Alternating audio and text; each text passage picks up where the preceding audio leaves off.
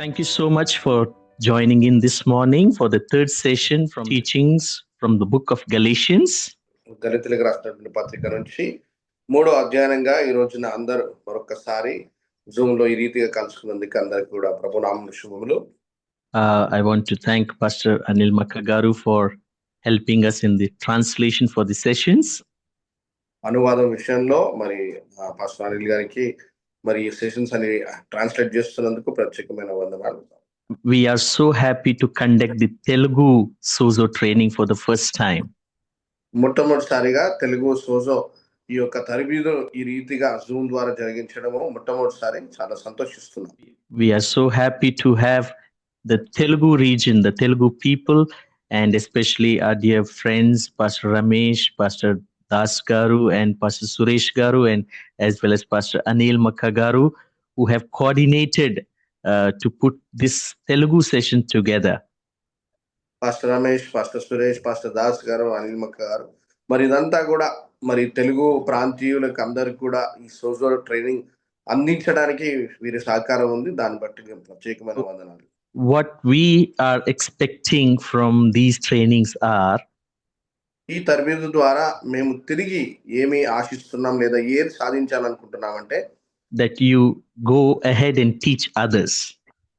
మీరు ఈ తరబీదు నేర్చుకొని ఈ విషయాలను సంగతులను నేర్చుకొని అనేకులకు మీరు బోధించే రీతిగా ఉండాలని. The notes are in your hand. You can use that on your phone, or you can build your own notes and help others to learn on these special subjects.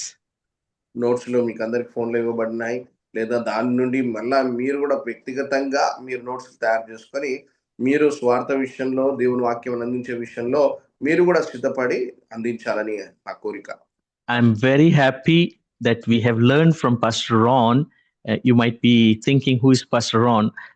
He is our teacher for this morning, and he is the director for Sojourners Academy USA. Sojourners Academy యుఎస్ఏకి వారు అధ్యక్షులు. అలాగనే మన మధ్యలో ఈ Sozo కార్యక్రమాన్ని ఈ యొక్క టీచింగ్స్ ని బోధన అందిస్తున్నటువంటి ప్రధాన బోధకులు వాళ్ళు. Both directors are on the spotlight for you. వారిని చూపిస్తాను మీకు. వారిద్దరు కూడా ఈ రోజున వారిద్దరు కూడా అధ్యక్షులు. వారు మనకు బోధిస్తారు ఈ రోజున ఉదయకాలం. They have been doing these trainings for quite a few years now, and the notes that we provide, especially what we have reflected from the Hindi sessions, have many people have used them to teach in their fellowships, in their churches, and leaders and evangelists in the past years. ఇందాక చెప్పినట్టుగానే మరి హిందీ భాషలో మరి చాలా సంవత్సరాల నుండి మేము చేస్తున్నాం కాబట్టి అనేకులు ఈ యొక్క తరబీదును నోట్స్ కలిగి ఉండి వారు గొప్పగా వాడబడుతూ వారి పరిచర్యలో ఈ యొక్క సోజో ద్వారా జరిగే బోధల్ని వారు వాడుకుంటూ దేవుని రాజ్యాన్ని కడుతూ ఉన్నారు. I will not be taking more time, but want to just give you one word of excitement is that Pastor Ron and Pastor Amanda both have agreed to do another session of teaching in the month of October. Pastor Ronald గారు అలాగే అమాండా గారు వారు October నెలలో ఇంకొక బోధన కూడా జరిగించాలని వారి ఆశతో మరి నన్ను సంప్రదించడం జరిగింది. చాలా చాలా సంతోషం దీని విషయమై. Now, why we have never announced this in any of the trainings, but why we are doing is so that you can connect with other people for these kinds of trainings in the month of October. ఈ training ఇలా జరుగుతుందని ముందే చెప్పడం అనేది ఇంతకు మునుపు ఎప్పుడు జరగలేదు. కానీ ఈసారి ఎందుకు చెప్తున్నాము అంటే మీరు అక్టోబర్ నెలకు మరి మీరు కూడా ఎంత చక్కటి మరి తరబీదు పొందుకుంటున్నారని అనేకులకు చెప్పి వారిని కూడా ప్రోత్సహించి ఇంకా అనేకులను కూడా దీంట్లో జాయిన్ చేయాలని మీ యొక్క. So I'm very happy to have Pastor Ron and Pastor Amanda, directors of Sojourners Academy USA, this morning to teach us from the book of Galatians. Pastor Ronald గారు అలాగనే అమాండా గారు ఇద్దరు కూడాను మన మధ్యలో ఉన్నారు. వారు బోధించడానికి వారు అమెరికా దేశం నుండి సోజోనర్స్ వారి అధ్యక్షులు. వారు అక్కడి నుండి వారి ఇంటి నుండి వారి ఒక ఆఫీస్ నుండి మనకు బోధ చేస్తూ ఉన్నారు ఈ ఉదయ కాలశంలో. But when they come into these kinds of sessions, they are very excited. కానీ ఇలాంటి కార్యక్రమాలు ప్రభు సేవలో కలిగినటువంటి కార్యక్రమాలు కాబట్టి ఇట్లాంటి కార్యక్రమాల కొరకు ఎప్పుడు కూడా ఆశతో ఉత్సాహంతో ఎదురు చూస్తూ ఉంటారు. They teach very deep things practically 101 whenever it's possible. మరి ఎప్పుడే సాధ్యమైతే అప్పుడు మరి ఇట్లాగన మరి వారు దేవుని వాక్యమును గురించి అనేకులకు బోధించాలనే ఉత్సాహపరులు అంటే నాకు చాలా ఇష్టం. So thank you so much. I want to give this time to Pastor Ron to take over the class for this morning. ఉదయకాల సమయానికై మరి పాస్టర్ రాన్కై ఈ సెషన్ అందిస్తున్నారు. వారు మనకు బోధించాలని ఆశపడుతున్నారు. As well as I request Pastor Anilji to keep the translation for this morning. Pastor Anil గారు ఈ యొక్క translation కొనసాగించాలని మనం. Thank you, Pastor Ron. Over to you. Good morning, India. భారతదేశీయులందరికీ కూడా ప్రభు నామములో శుభములు. Good morning. I'm always excited to be with you. మీతో పాటు ఈ రీతిగా మరి దేవుని యొక్క సేవలో ఉండాలని ఎప్పుడు కూడా ఉత్సాహంగా ఉంటాను. So we're going to be looking at some of Galatians 3 and a little bit of Galatians 4 in our time together. గలతీయులకు రాసినటువంటి పత్రిక 3వ అధ్యాయము అలాగనే కాస్త 4వ అధ్యాయం కూడా మనం ఈ ఉదయకాల సమయం నేర్చుకోబోతున్నాం. So if you could please read Galatians 3 verse 1. ఎవరైనా గలతీయులకు రాసిన పత్రిక 3వ అధ్యాయం 1వ వచనం చదవండి. Paul is asking the Galatians, what has happened since I gave you the gospel? What is happening there? ఇక్కడ అడుగుతున్నాడు పౌలు, మరి ఏం జరుగుతుంది, గలతీయులకి ఏం జరుగుతుంది? ఓ అవివేకులైన గలతీయులారా, మిమ్మును ఎవడు భ్రమ పెట్టెను? సిలువ వేయబడిన వాడంటగా యేసుక్రీస్తు మీ కన్నుల ఎదుట ప్రదర్శింపబడెను కదా. The people are confused because they're hearing different things and different opinions. వారు ప్రజలు అనేకమైనటువంటి బోధలు వింటున్నారు, అనేకమైనటువంటి సంగతులు వింటున్నారు అని చెప్పి వారందరూ కూడా గందరగోళమైనటువంటి పరిస్థితి. Paul is taking this opportunity to make things clear. పౌలు అట్టి అవకాశం తీసుకొని అలాంటి పరిస్థితుల్లో స్పష్టంగా మాట్లాడడానికి ప్రయత్నిస్తున్నాడు. Verse 2 please. 2వ వచనం. ఇది మాత్రమే మీ వలన తెలుసుకొనబోతున్నాను, ధర్మశాస్త్ర సంబంధ క్రియల వలన ఆత్మను పొందితిరా, లేక విశ్వాసముతో వినుట వలన పొందితిరా? మీరంతా అవివేకులైతిరా. Paul simply wants to know what has happened because there's confusion. The confusion is over law and works and grace and faith. అక్కడ చూసినట్లయితే ఏంటి గందరగోళం, అసలు ఏంటి అని గమనిస్తూ మరి ఆ గందరగోళ పరిస్థితి 2 విషయాల మీద, ఏంటి ధర్మశాస్త్రం అలాగనే మీలో ఉన్నటువంటి విశ్వాసమును బట్టి. Even today around the world there is some confusion regarding this. ఈ రోజు కూడా క్రైస్తవ లోకంలో మరి దీని విషయమై అనేకులు కూడా ఇంకా గందరగోళ పడి ఉన్నారు, ధర్మశాస్త్రం అలాగనే విశ్వాసం అని. Paul wants to be certain that he can stop the confusion so people can grow in Christ. మరి పౌలు ఇలాంతా మరి అందరు కూడాను ఈ గందరగోళ పరిస్థితుల నుండి మీరు బయటికి రావాలి, అప్పుడే క్రీస్తులో వారు ఎదగగలుగుతారు, వారు పరిపూర్ణులు అవుతారని ఆశపడుతున్నాడు. మీరంతా అవివేకులైతిరా, మొదట ఆత్మానుసారముగా ఆరంభించి ఇప్పుడు శరీరానుసారముగా పరిపూర్ణులగుదురా. He's saying here that they in their life with Christ have begun in the spirit, but they're going back to tradition and flesh. వారు మొదటగా ఆత్మానుసారమైనటువంటి విధానంలో ఉంటూ ఇప్పుడు చూసినట్లయితే శరీరానుసారంగా మతపరంగా ఆచారబద్ధంగా గమనిస్తూ ఉన్నాడు. And here's a very important thing that James pointed out. ఇక్కడ యాకోబు చాలా ప్రాముఖ్యమైనటువంటి అంశమును తాను జ్ఞాపకం చేస్తూ ఉన్నాడు. This is a verse that has served me well throughout the 60 plus years of ministry. మరి వారి పరిచర్లో ఇది చాలా ప్రాముఖ్యమైనటువంటి గమనికగా మనం చూడవచ్చు. James said a double-minded man is unstable in all his ways. యాకోబు పత్రికలో మనం చూస్తాం, ఆయన మీరు దిమస్కులైనట్లయితే 2 ఆలోచనల మధ్యలో ఉన్నట్లయితే వారు అస్థిరులుగా ఆయన గుర్తిస్తూ ఉన్నాడు. It can be very difficult to relate to people who go back and forth between decisions of uncertainty. గుర్తింపు లేకుండా అవగాహన లేకుండా ఎప్పుడు కూడా ఘోర పరిస్థితుల్లో ఉంటున్న వారి విషయంలో మరి ఇలా 2 ఆలోచనలు జుమస్కులుగా ఉన్న వారి విషయంలో మరి ఏదైనా సంప్రదింపులు చేయాలంటే చాలా కష్టం అని చెప్తూ ఉన్నాను. These people also have it very difficult to receive teaching and instruction because they can never seem to focus on what's being taught. దేని విషయంలో గూడా స్థిరంగా ఉండి వారు గమనించి వారు పొందుకోలేరు. కాబట్టి వారి విషయమై వారికి ఏదైనా బోధించాలన్నా, నేర్పించాలన్నా చాలా కష్టమైన విషయమే. But we have patience and must work with these people to help them. అయితే ఇలాంటి వారి విషయములో వారికి సాయం చేయడానికి చాలా ఓర్మితో, ఓపికతో మనం వ్యవహరించాలి. వ్యర్థముగానే ఇన్ని కష్టములు అనుభవించితిరా, ఇది నిజముగా వ్యర్థమగునా? So Paul wants to know, have you just gone through so much for no purpose at all? అయితే ఈ విషయమై మీరు ఎటువంటి ఉద్దేశ్యం లేకుండానే ఇంత కష్టపడితిరా, వ్యర్థముగానేనా అని అడుగుతున్నాడు. He says, what are your experiences? Why are you confused? మీ యొక్క అనుభవం ఏంటి? మీ గందరగోళ పరిస్థితి ఏంటి అసలు? ఎందుకు ఇంతగా గందరగోళంగా ఉన్నారు అని అంటున్నాడు. And so he attempts to make sure that they understand the gospel is clear.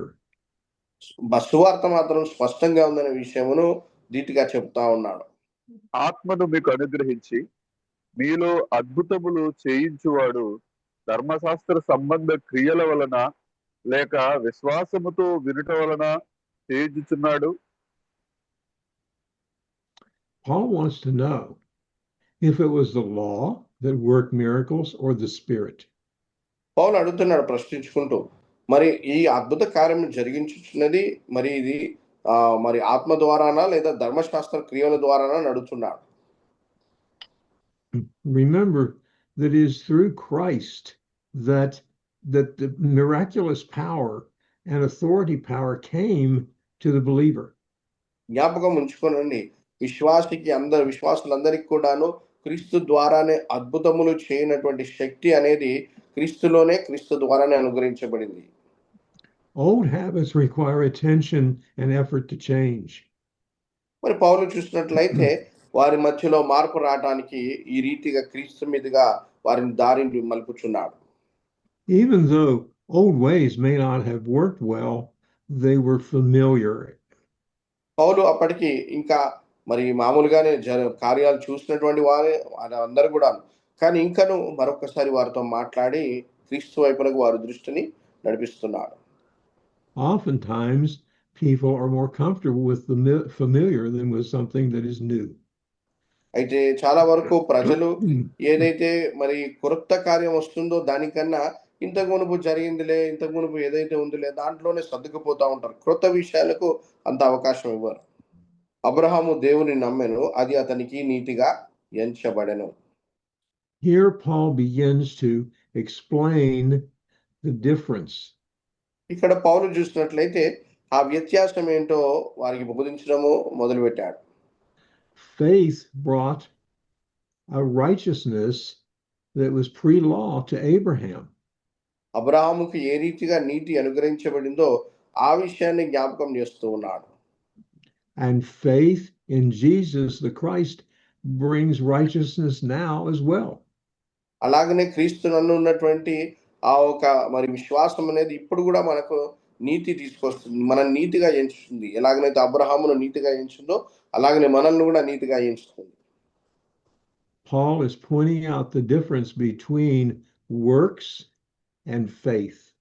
పౌలు ఆ ధర్మశాస్త్ర క్రియలకును అలాగనే విశ్వాసమునకు మధ్యన వ్యత్యాసం ఏంటో తాను వారికి వివరిస్తూ ఉన్నాడు. కాబట్టి విశ్వాస సంబంధులే అబ్రహాము కుమారులని మీరు తెలుసుకొనిడి. You see, a believer now is a child of Abraham and the true blessing, because it was faith that brought the blessing to Abraham. Abraham కలిగి తీసుకొని వచ్చినటువంటి ఆశీర్వాదము అది విశ్వాస మూలంగానే. సో అబ్రహాము కుమారుని మీరు తెలుసుకొనుడు అని అంటున్నాడు, ఆయన బిడ్డలం అని అంటున్నాడు. దేవుడు విశ్వాస మూలముగా అన్యజనులను నీతిమంతులుగా తీర్చునని లేఖనము ముందుగా చూచి నీ యందు అన్యజనులందరూ ఆశీర్వదింపబడుదురు అని అబ్రహామునకు సువార్తను ముందుగా ప్రకటించను. Now let's bring this together with Genesis 12:3. ఆదికాండం 12వ అధ్యాయం 3వ వచనంతో మనం సంబంధం కలిగి ఉండి చూద్దామండి.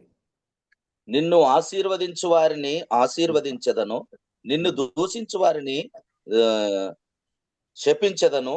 భూమి యొక్క సమస్త వంశములు నీయందు ఆశీర్వదింపబడునని అబ్రాహాముతో అనగా, నిన్ను గొప్ప జనముగా చేసి నిన్ను ఆశీర్వదించి నీ నామమును గొప్ప చేయుదును, నీవు ఆశీర్వాదముగా నుందువు. So it's clear here that this is a very important issue in relating to God. ఇక్కడ చాలా మరి ప్రాముఖ్యమైనటువంటి అంశము దేవుడు అబ్రహాముతో మాట్లాడిన విషయాన్ని జ్ఞాపకం చేస్తూ ఉన్నాడు. To look with disfavor on the Jews and the descendants of Abraham brought about God's displeasure. యూదులకును అలాగనే అబ్రహాము ఒక సంతతికి దేవుడు కలిగి ఉన్న కటాక్షమును బట్టి జ్ఞాపకం చేస్తున్నాడు. To treat them offensively was to incur God's wrath. ఇంకా మరి వారి విషయమై దేవుని యొక్క ఉగ్రతను ఎలాగనా తొలగిస్తున్నాడనే విషయం జ్ఞాపకం చేస్తున్నాడు. But to befriend the Jews and the other tribes was to bring down upon one's head the rewards of a promise that could not be broken. వారి మధ్యలో చేయబడినటువంటి వాగ్దానం ఎన్నడూ కూడా విరిగిపోదు, ఎన్నడూ కూడా తొలగిపోదు అన్నట్టుగా దేవుడు యూదులకును మరి అబ్రాహాము సంతతికి గొప్ప నిబంధన వాగ్దానం చేస్తూ ఉన్నాడు. So this brought the blessing on people. ఈ మాట, ఈ వాగ్దానము ఆ ప్రజల మీదకి, ఇశ్రాయేలు మీదకి ఆశీర్వాదం తీసుకుని వచ్చింది. కాబట్టి విశ్వాస సంబంధులే విశ్వాసము గల అబ్రాహాముతో కూడా ఆశీర్వదింపబడుదురు. If a person looks to works, then they place themselves under the law. ఎవరైనా క్రియల వైపు వారు చూస్తున్నట్లయితే వారిని వారుగా ధర్మశాస్త్రం క్రింద వారు ఎంచుకుంటున్నారు. So when they miss the mark just once, they place the curse associated with the law on themselves. వారికి వారుగా ధర్మశాస్త్రంకి లోబడి వారికి వారుగా శాపములో ఉంచుకుంటున్నారు. ధర్మశాస్త్రము విధించిన క్రియలకు సంబంధులందరూ శాపమునకు లోనయ్యున్నారు. ఎందుకనగా ధర్మశాస్త్ర గ్రంథమందు రాయబడిన విధులన్నీయు చేయుట యందు నిలకడగా ఉండి ప్రతివాడును శాపగ్రస్తుడని రాయబడి ఉన్నది. ధర్మశాస్త్రము చేత ఎవడు దేవుని ఎదుట నీతిమంతుడని తీర్చబడడును. సంగతి స్పష్టమే, ఎలా అనగా నీతిమంతుడు విశ్వాస మూలముగా జీవించును. Faith in Christ is the great justifier. క్రీస్తునందు ఉన్నటువంటి విశ్వాసం అనేది అది మనల్ని గొప్పగా నీతిమంతులుగా చేరుస్తుంది. The law has nothing to do with faith but relies completely on individual abilities. ధర్మశాస్త్రమునకు విశ్వాసమునకు ఇటువంటి సంబంధం లేదు, కానీ ఎవరికి వారుగా వ్యక్తిగతంగా ఏం ఎన్నుకుంటారనే దాని మీద ఆధారపడి ఉంది. And if we rely on our individual abilities, not on Christ's work on the cross, we're in trouble. మనం క్రీస్తు మీదుగా కానీ ఆయన శిలువ యాగం మీదుగా కానీ మన విశ్వాసం ఉంచుకొని లేదు అంటే మనం సమస్యల్లో ఇరికిపోతాం. 13వ వచనం. ఆత్మను గూర్చిన వాగ్దానము విశ్వాసము వలన మనకు లభించినట్లు అబ్రహాము పొందిన ఆశీర్వాదము క్రీస్తు యేసు ద్వారా అన్యజనులకును కలుగుటకై క్రీస్తు మన కోసము శాపమైన మనలను ధర్మశాస్త్రం యొక్క శాపము నుండి విమోచించెను. So Christ himself redeemed us. తనకు తానుగా మనకు విమోచన కలిగించాడు. He paid the price for our sins and shortcomings. ఆయన మన తప్పిదముల కొరకై, మన ఒక పాపముల కొరకై ఆయన బెలను చెల్లించాడు. Without being redeemed is not going to work. It took a redeemer. మరి ఒక విమోచన కార్యం పొందుకొనకుండా వారు విమోచకుని వారు గుర్తించలేరు. And Jesus paid the price. అయితే యేసు మన పక్షమున వెలనంతా చెల్లించాడు. ప్రతి వాడును శాపగ్రస్తుడని రాయబడి ఉన్నది. He paid that price so that the blessing of Abraham could come on the Gentiles as well as the Jews. అన్యుల మీదకి గాను అలాగనే యూదుల మీదకి గాను ఆశీర్వాదం అనేది, ఆశీర్వాద వచనం అనేది, వాగ్దానం అనేది రావటానికి ఆయన వెలనంతా చెల్లించాడు. This way, we would all receive the promise of the Spirit through faith. ఈ రీతిగా మరి ఆ ఒక ఆత్మ యొక్క వాగ్దానమును విశ్వాసం ద్వారా మనం పొందుకొనవచ్చు. దేవుడు లోకమును ఎంతో ప్రేమించెను, కాగా ఆయన తన అద్వితీయ కుమారునిగా జన్మించిన పుట్టిన వాని యందు విశ్వాసముంచు ప్రతివాడును నశింపక నిత్య జీవము పొందునట్లు ఆయనను అనుగ్రహించెను. లోకము తన కుమారుని ద్వారా రక్షణ పొందుటకే గాని లోకమునకు తీర్పు తీర్చుటకు దేవుడు ఆయనను లోకములోనికి పంపలేదు. Think of this.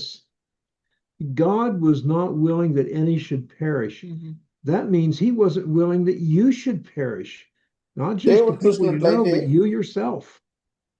దేవుడు చూసినట్లయితే ఎవరు కూడా నశించకూడదు అని అంటూ తన కుమారుని పంపించాడు. అంటే ఎవరు కూడా అంటే నీవు వ్యక్తిగతంగా నీతో మాట్లాడుతూ నీవు నశించకూడదని పంపించాడు. So through Abraham, we were adopted in to God's family. మనమందరం కూడాను అబ్రహాము ద్వారా దేవుని కుటుంబంలోనికి దత్తత తీసుకునబడ్డాం, చేర్చబడ్డాం. Adopted in by the work of Christ. క్రీస్తు యొక్క కార్యము ద్వారా, ఆ విశ్వాసపు కార్యము ద్వారా మనమందరం దత్తత తీసుకునబడ్డాం. Think of the richest person financially in the world. If you were not born in their family, then you could not inherit. గమనించండి, లోకంలో ఒక గొప్ప ధనికుడు ఉన్నాడనుకోండి, ఆ ఒక కుటుంబంలో నువ్వు జన్మించకపోతే నీవు ఆ స్వాస్థ్యము, ఆ ఆస్తి కానీ ఆ ధనం కానీ నువ్వు పొందుకొనలేవు. ఆస్తి ధనం పొందుకోవాలంటే నీవు కలిగి ఉండాలంటే ఆ కుటుంబంలో నువ్వు జన్మించాలి. Okay. Galatians 3:16, please. గలితీలు 3:16 వచనం చదవండి. అబ్రహామునకు అతని సంతానమునకు వాగ్దానములు చేయబడెను.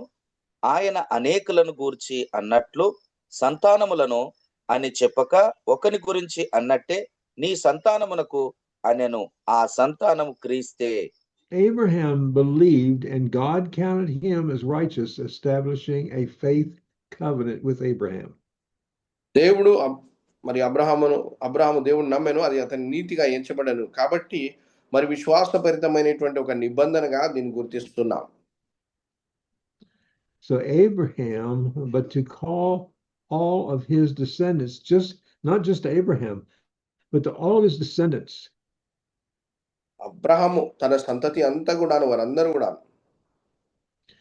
So that was through one man's faith in God. దేవుని యందు ఒక్క వ్యక్తి యొక్క విశ్వాసము తన సంతతి అంతటికీ కూడాను ఆశీర్వాదం తీసుకుని వచ్చింది. And it was necessary in that to be a descendant of Abraham. అందుచేతనే ఆశీర్వాదం పొందుకున్న వారు మరి అబ్రహాం యొక్క సంతతిగా ఉండవలెను.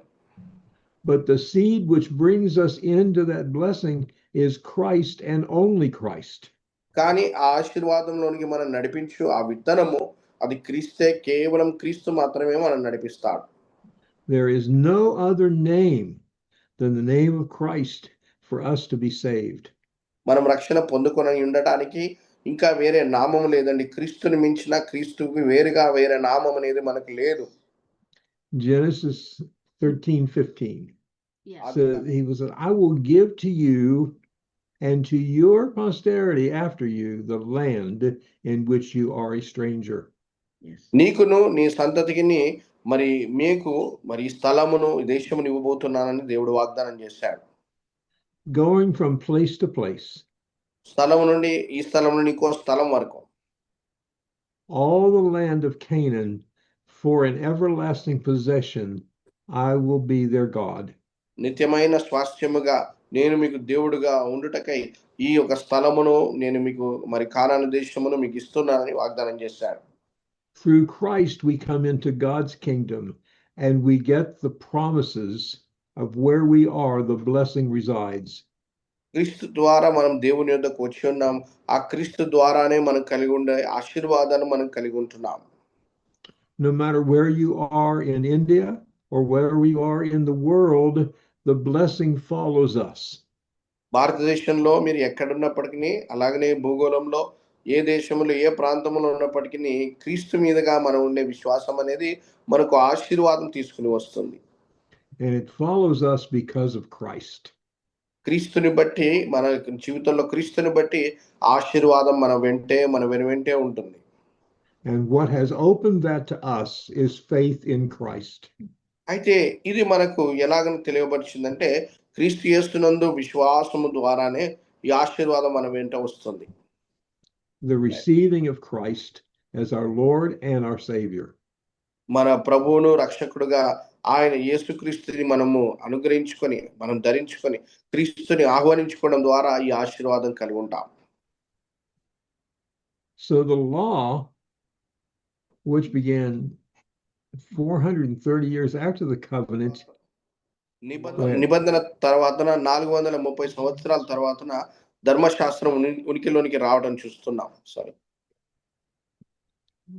So that 430 years of the law not undo what God had promised to Abraham earlier.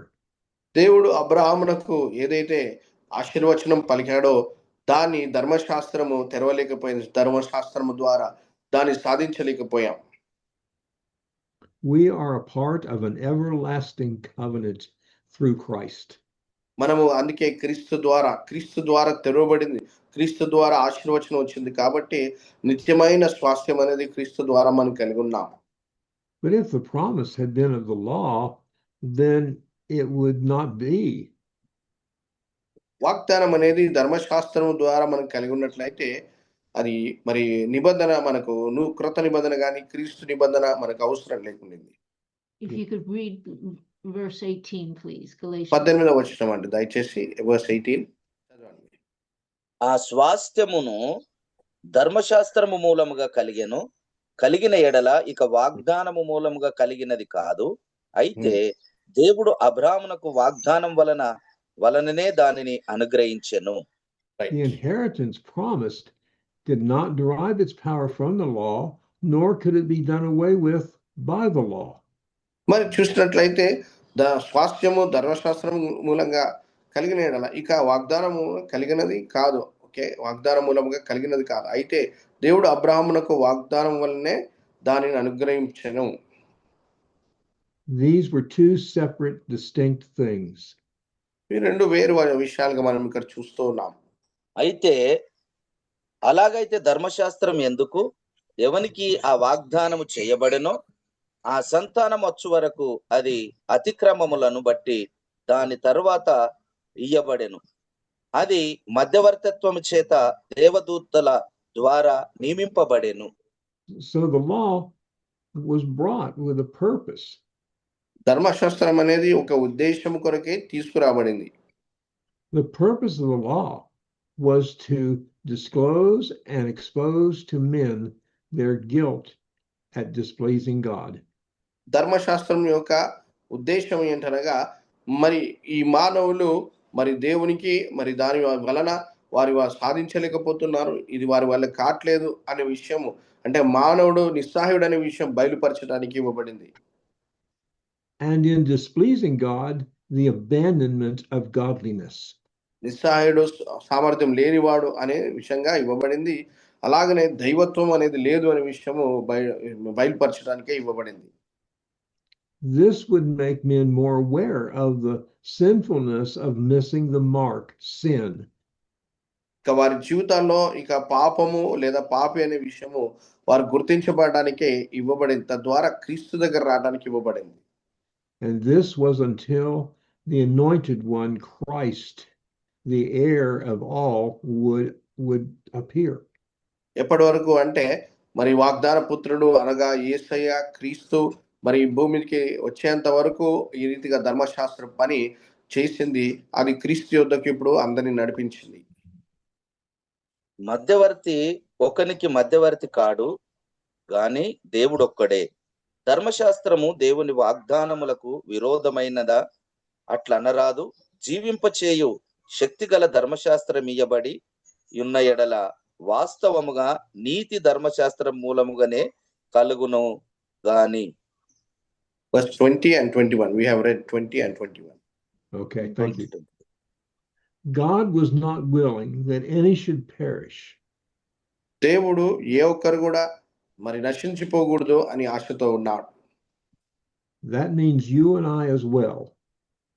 అనగా ఎవరు కూడా అంటే నీవు నేను కూడా మనలో ఎవరు కూడా మనం నశించకూడదని. So he sent Christ for all, not just for those to whom the law had been given. ధర్మశాస్త్రం ఇవ్వబడిన వారికే కాకుండా ప్రతి ఒక్కరు కూడా మరి ఎవరు కూడా నశించిపోకూడదు అనే ఆశతో ఉన్నాడు. God was after all mankind. దేవుడు సర్వ మానవుల కొరకై ఆయన ఉద్దేశిస్తాడు ఏదైనా. This is an area where many people do not grasp law and grace. ఈ రీతిగా ఈ విషయంలో మరి ధర్మశాస్త్రము మరి కృప మధ్యలో చాలా వరకు అందరు కూడా దీని అవగాహన కలిగి లేరండి చాలా మంది. The law could not give life because no one was capable of keeping the law. ధర్మశాస్త్రం అనేది ఎవరికి కూడా జీవం ఇవ్వలేకపోయింది. ఎందుకనగా ఏ ఒక్కరు కూడా ధర్మశాస్త్రంను నెరవేర్చిన వారు లేరు. Righteousness, therefore, could not come via the law. నీతి అనేది తద్వారా ధర్మశాస్త్రము ద్వారా రాలేకపోయిందండి. So the law then was an instrument of instruction, not of righteousness, salvation. అయితే ధర్మశాస్త్రం అనేది మనకు కట్టడాలను ఇవ్వబడింది. మన కట్టడాలు సూచనలు ఇవ్వడానికి ఇవ్వబడింది. కానీ రక్షణ అనేది క్రీస్తు ద్వారా మనకు అనుగ్రహించబడింది. The law was not able to do away with or wipe out the promise. ధర్మశాస్త్రం అనేది ఆ వాగ్దానం నెరవేర్పులోనికి తీసుకురాలేకపోయింది, పాపం తొలగించలేకపోయింది. యేసుక్రీస్తు నందలి విశ్వాసము మూలముగా కలిగిన వాగ్దానము విశ్వసించు వారికి అనుగ్రహింపబడినట్లు లేఖనములు అందరినీ పాపములో బంధించెను. Right. The Old Testament, the other words, the Old Covenant scriptures, from the giving of the law until the finished work of Christ.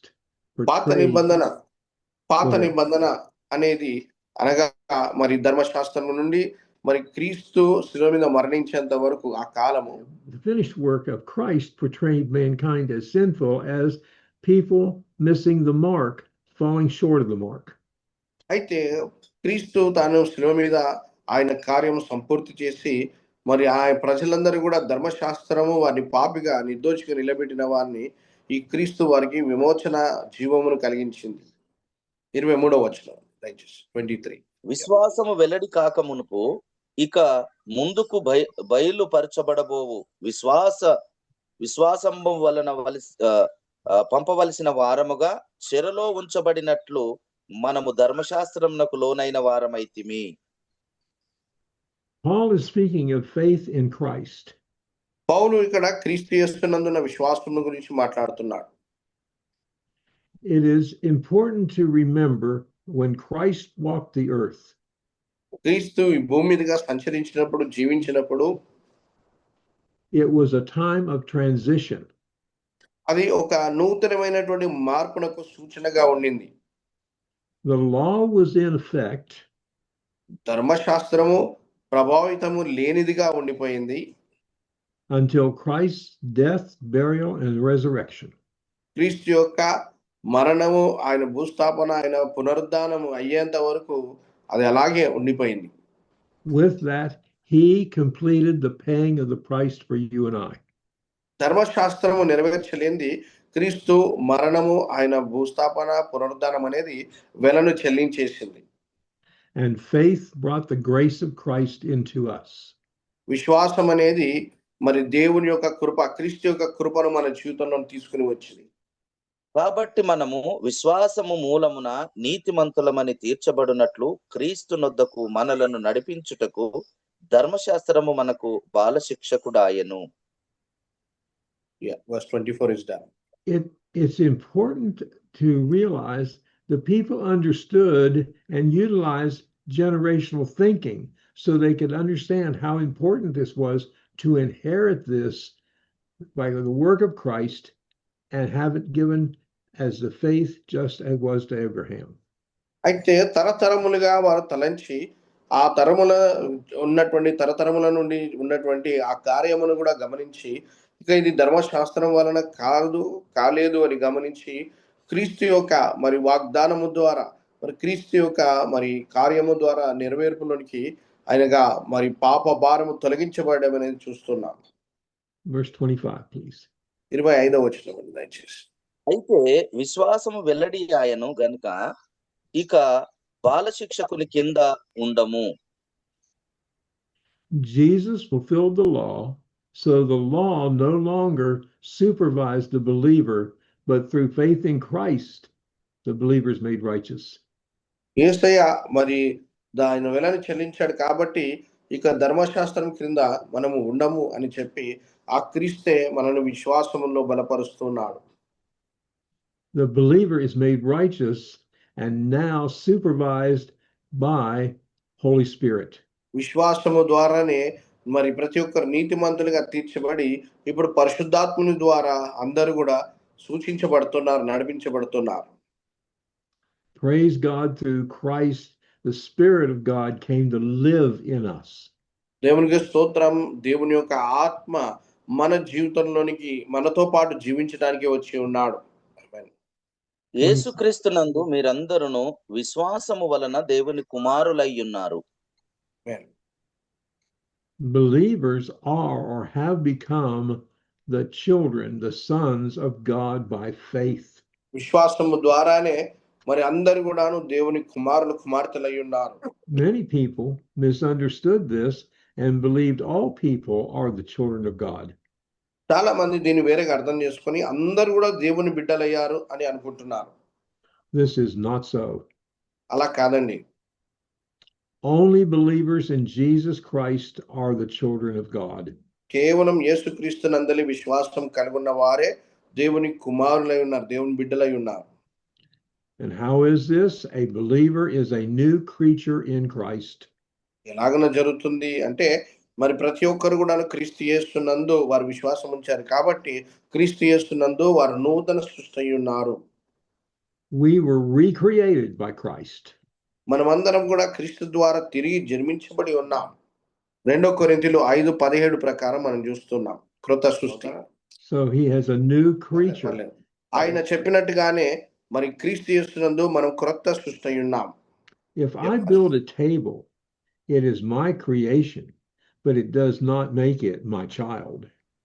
అయితే నేను ఏదైనా బల్లను ఏదైనా టేబుల్ని తయారు చేస్తే అది నేను తయారు చేసినట్టుగా మరి నా కుమారుడు కాదు.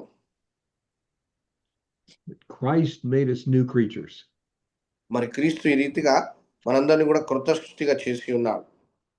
Galatians 3:27. 3:27 వచనం. క్రీస్తులోనికి బాప్తీసము పొందిన మీరందరూ క్రీస్తును ధరించుకొని ఉన్నారు. Amen. Yes. To put on Christ is to be covered by him and therefore covered by his blood sacrifice. క్రీస్తులో ఉండడం అంటే క్రీస్తును ధరించుకోవడము, మరి ఆయన యొక్క బలియ పీఠములో మనము పాలు పంచుకున్నాం. ఇందులో యూదుడని గ్రీకు దేశస్థుడని లేదు, దాసుడని స్వతంత్రుడని లేదు, పురుషుడు స్త్రీ అని లేదు, యేసుక్రీస్తునందు మీరందరూ ఏకముగా ఉన్నారు. Paul is revealing something here. పౌలు ఇక్కడ ఒక ప్రత్యేకమైన విషయాన్ని బయలుపరుస్తూ ఉన్నాడు. And explaining that there is no distinction ఎటువంటి వ్యత్యాసములు లేవనే విషయాన్ని చెబుతూ ఉన్నాడు. among any believers regarding salvation and standing with God. రక్షణ విషయమే ఏ విశ్వాసి దేవునితో నిలబడుతున్నాడో అతను గాని Hallelujah. హల్లెలూయా ఎటువంటి తేడాలు లేవు, భేదాలు లేవు అని చెబుతూ ఉన్నాడు దాసునికి స్వతంత్రునికి. 29 మీరు క్రీస్తు సంబంధులై అయితే ఆ పక్షమందు అబ్రాహాము యొక్క సంతానమై ఉండి వాగ్దానము ప్రకారము వారసులై ఉన్నారు. Amen. And then Yes. Luke 10:19. లూకా సువార్త 10:19. Praise the Lord. ఇదిగో పాపములను తేళ్లతోనూ తొక్కుటకును శత్రువులకు బలమంతటి మీదను మీకు అధికారం అనుగ్రహించి ఉన్నాను, ఏది మీకు ఎంత మాత్రము హాని చేయదు. పాములను త్రేళ్లను పాములను తేళ్లను త్రొక్కుటకును శత్రువు బలమంతటి మీద మీకు అధికారం అనుగ్రహించి ఉన్నాను, ఏది మీకు ఎంత మాత్రమును హాని చేయదు. Galatians 4 is actually a continuation of chapter 3, These divisions were added later. గలితీలు 3, 4 అధ్యాయాలు 2 కూడా కలిపి రాయబడినాయి. కానీ మరి మనకు ఇప్పుడు వివరించి దాన్ని విభేజించి 3వ అధ్యాయం 4వ అధ్యాయం మనకి ఇచ్చారు. కానీ కలిపి పూర్వం రాయబడ్డాయి. These were simply for reference points to help us locate things. మనం కరెక్ట్ గా సరిగా అర్థం చేసుకోవడానికి మనకు వచనాలుగా ఈ రీతిగా వివరించబడింది. కానీ అవి అంతా కూడా ఒకటే సందర్భంగా 3వ అధ్యాయం 4వ అధ్యాయం ఉంది. Galatians 4:1, please. ఒకసారి గలతీలు 4:1 చదవండి, మొదటి వచనం. మరి నేను చెప్పినదేమనగా వారసుడు అన్నిటికీ కర్త ఉన్న బాలుడై ఉన్నంత కాలము అతనికి దాసునికి ఏ భేదము లేదు. Paul is making another attempt to explain the difference between the time spent under law and the time now. అయితే ధర్మశాస్త్ర కాలమునకి కృపాకాలం ఇప్పుడున్న కాలానికి ఆ ఒక వ్యత్యాసం ఏంటనే విషయాన్ని పౌలు ఇక్కడ వివరిస్తూ ఉన్నాడు. The time now has fully come of the grace of Abraham's blessing. ఇప్పుడున్నటువంటి కృపాకాలం అనేది సంపూర్ణంగా అబ్రహాం ఆశీర్వాదంగా మన యుద్ధకు వచ్చి ఉన్నది. Verses 2 and 3 and 4, please. 2, 3, 4 వచనంలో 2, 3, 4 and in Telugu 4 and 5 together, Pastor Ron. That's fine. So 2, Okay, 3, 4, 5. Okay, thank ఐదో you. వచనం వరకు చదవండి. తండ్రి చేత నిర్ణయింపబడిన దినములు వచ్చు వరకు అతడు సంరక్షకుల యొక్క గృహ నిర్వాహకుల యొక్కయు ఆధీనములో ఉండును. అటువలనే మనమును బాలురై ఉన్నప్పుడు లోక సంబంధమైన మూలపాఠములకు లోబడి దాసులమై ఉంటిమి. 4 అయితే కాలము పరిపూర్ణమైనప్పుడు దేవుడు తన కుమారుణ్ణి పంపెను. ఆయన స్త్రీ యందు పుట్టి మనము దత్తపుత్రులము కావాలనని ధర్మశాస్త్రమునకు లోబడి ఉన్నవారని విమోచించుటకై ధర్మశాస్త్రమునకు లోబడిన వాడాయను. Today, there are also tutors. The tutors that we have today are the people in what's called the fivefold ministry: the apostle, the prophet, the evangelist, the pastor, and the teacher. ఈ రోజున మనకు బోధకులుగా ఉన్నటువంటి వారు మరి 5 విధాల పరిచర్యగా మనకి ఇవ్వబడింది. ఏంటనగా అపోస్తలులు, ప్రవక్తలుగా ఉన్నారు, వారు బోధకులుగా ఉన్నారు, అలాగనే సంఘ కాపరులుగా ఉన్నారు, స్వార్థికులుగా ఉన్నారు. Working with the Holy Spirit for the renewing of the mind of the believer. పరిశుద్ధాత్మని యొక్క సహకారము ద్వారా విశ్వాసుల యొక్క మరి మనసులను మార్చుకుంటూ వారిని నూతనపరుచుకుంటూ బోధలో కొనసాగుతూ ఉన్నారు. Believers are delivered from the world's bondage. విశ్వాసులందరూ కూడా లోక బంధకముల నుండి వారు విడుదల పొంది ఉన్నారు. Jesus came under the law in order to fulfill the law. యేసుక్రీస్తు మరి కాలం పరిపూర్ణమైనప్పుడు ఆయన కుమారుని పంపెను. ఆ ఒక ధర్మశాస్త్రం నెరవేర్చడానికి ఆయన వచ్చి ఉన్నాడు. And therefore to remove the curse from man. తద్వారా మానవు నుండి శాపం అనేది తొలగించడానికి వచ్చి ఉన్నాడు. The law fulfilled was not destroyed, but completed in its function and thus removed from all who would put on Christ. ధర్మశాస్త్రం అనేది తొలగించబడలేదు, నిర్మూలం లేదా నాశనం చేయబడలేదు కానీ అది నెరవేర్చబడింది క్రీస్తు ద్వారా నెరవేర్పులోకి వచ్చింది. And put on Christ through faith. మనం క్రీస్తు ద్వారా మన విశ్వాసం ద్వారా క్రీస్తుని ధరించుకొని ఉంటున్నాం. We will complete this teaching with these verses, Galatians 4, 6, and 7. గలతీలు 4వ అధ్యాయం 6, 7 వచనాలు చదువుకొని మనం ముగిద్దాం. మరియు మీరు కుమారులై ఉన్నందున నాయన తండ్రి అని మొరపెట్టు తన కుమారుణ్ణి ఆత్మను దేవుడు మన హృదయములోనికి పంపెను. కాబట్టి నీవిక దాసుడవు కావు, కుమారుడవే. కుమారుడవైతే నీ దేవుని ద్వారా వారసుడవు. The spirit of his son is the Holy Spirit Jesus promised, which resides in the hearts of believers. మరి కుమారుని ద్వారా పరిశుద్ధాత్ముడు మనం కలిగి ఉన్నాం. మనందరి హృదయాల్లో నివసించడానికే ఆ దేవుడు పరిశుద్ధాత్మని యొక్క రూపంలో మనలో జీవిస్తూ ఉన్నాడు. Man is no longer a servant of the law, but a son of God and therefore an heir to all God planned. మానవుడిక ఏమాత్రం కూడా దాసుడు కాదు కానీ క్రీస్తుని ధరించుకోవడం ద్వారా పరిశుద్ధాత్మని కలిగి ఉండడం ద్వారా మరి ఆయన దేవుని కుమారుడైతే వారసుడని ఇక్కడ మనం చూస్తున్నాం. All God planned for and promised to man through Abraham. Abraham ద్వారా దేవుడు ఏదైతే వాగ్దానం చేసి ఆయన ప్రణాళిక కలిగి ఉన్నాడో అవన్నీ కూడా ఇక్కడ మనం క్రీస్తు ద్వారా కలిగి ఉంటున్నాం. This is very important. చాలా ప్రాముఖ్యమైనటువంటి అంశం అండి ఇది. Peace, the meaning of peace is nothing missing, nothing broken. సమాధానానికి అర్థం చూసినట్లయితే ఏది కూడా విరగొట్టబడేది అనేది లేదు, విరిచివేయబడేది అనేది లేదు అని అర్థం. In the Garden of Eden, when the fruit was eaten, that was broken. Eden తోటలో ఏదైతే వారు తినకూడని పండు తిన్నారో అక్కడ ఆ దేవుని యొక్క మాట అది విరగొట్టబడింది, విరిచివేయబడింది. Only Jesus the Christ could restore the peace between God and man. సమాధానం విరగొట్టబడి విరిచివేయబడింది ఏదేను తోటలో, కానీ క్రీస్తు యొక్క మరణ పునరుద్ధానం ద్వారా తిరిగి సమాధానం అనేది నెరవేర్పులోనికి వచ్చింది. That peace between God and man as in the garden. దేవునికి మానవునికి మధ్యలో ఏదేను తోటలో ఏదైతే సమాధానం ఉండి ఉందో ఆ సమాధానం క్రీస్తు మరణ పునరుద్ధానం ద్వారా తిరిగి సమకూర్చబడింది. This completes today's session. ఈ రోజునకు సెషన్ ఇక్కడికి సంపూర్తి అవుతుందండి.